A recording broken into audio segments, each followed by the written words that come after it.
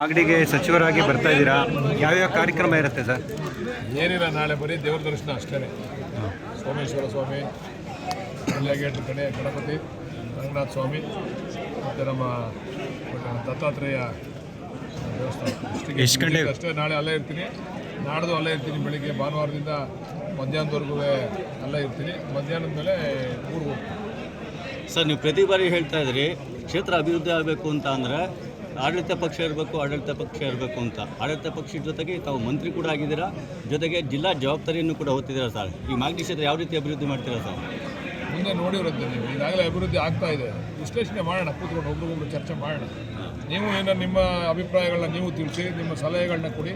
ಖಂಡಿತ ತೊಗೊಂಡು ನೀವೇನು ನಾನೀಗೇನೋ ಒಂದು ಮಾಡ್ತಾ ಇದ್ದೀನಿ, ಅದ್ರ ಬಗ್ಗೆ ನಿಮ್ಮ ಹತ್ರ ಹಂಚ್ಕೊತೀನಿ. ನೀವು ಇನ್ನೇನಾದರೂ ವಿಶೇಷವಾಗಿ ಮಾಡಬೇಕು ಅಂತಂದರೆ ಮುಂದಿನ ದಿವಸದಲ್ಲಿ ಮಾಡೋಣ. ಅದು ಖಂಡಿತ.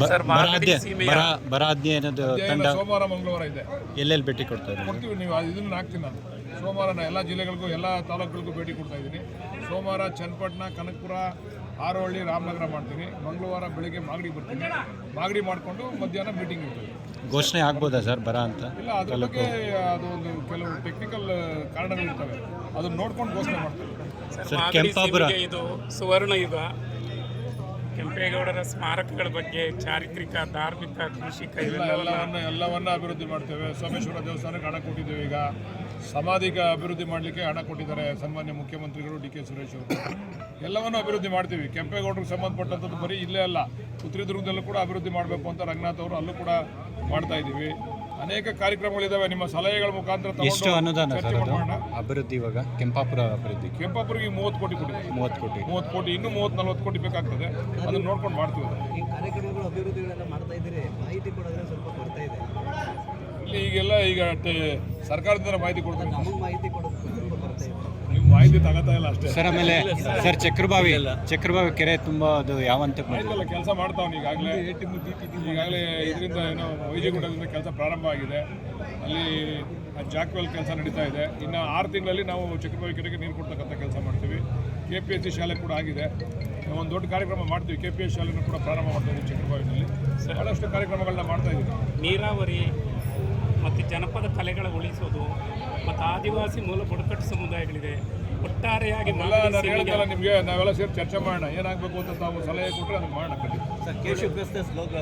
ನಾನು ಏನು ಮಾಡಲಿ, ಅವ್ನು ಹೊಡಿಬೇಕಷ್ಟೇ. ಹೊಡೆದ್ರೆ ಓಡೋಗ್ಬಿಟ್ರೆ ಕೆಲಸ ನಿಂತೋಯ್ತದೆ. ಇನ್ನೊಬ್ಬ ಇವನು ಬಂದು ಮಾಡೋ ಅಷ್ಟೊತ್ತಿಗೆ ಇನ್ನೂ 5 ವರ್ಷ ಆಯ್ತದೆ. ಭಾಳ ತಾಳ್ಮೆಯಿಂದ ಅವನ ಕೈಯಲ್ಲೇ ಮಾಡಿಸ್ಬೇಕು ಅಂತ ಭಾಳ ತಾಳ್ಮೆಯಿಂದ ಮಾಡಿಸ್ತಾ ಇದ್ದೀನಿ. ನನಗೂ ನಿಮ್ಗೆ ಎಷ್ಟು ಆಕ್ರೋಶ ಇದೆ ಅಷ್ಟು ಆಕ್ರೋಶ ಇದೆ.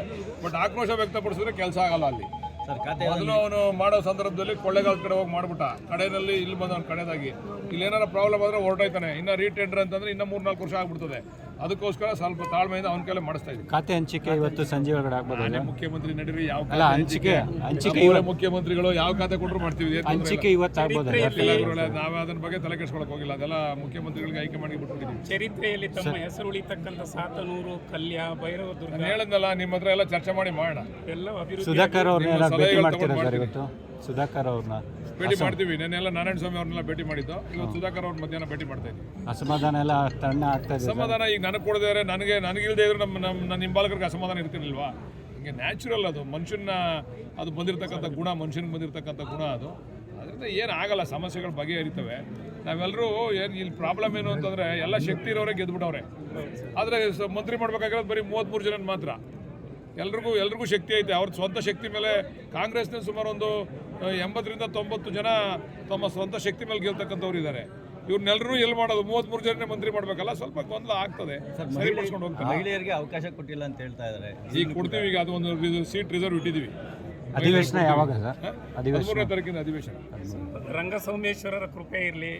ಬಾಲಣ್ಣ ಮತ್ತು ಕುಟುಂಬದ ಹೆಸರು ಶಾಶ್ವತವಾಗಿ ದಾಖಲೆ ಆಗಲಿ. ಅಭಿನಂದನೆಗಳು. ಮಾಡೋಣ. ಧನ್ಯವಾದ.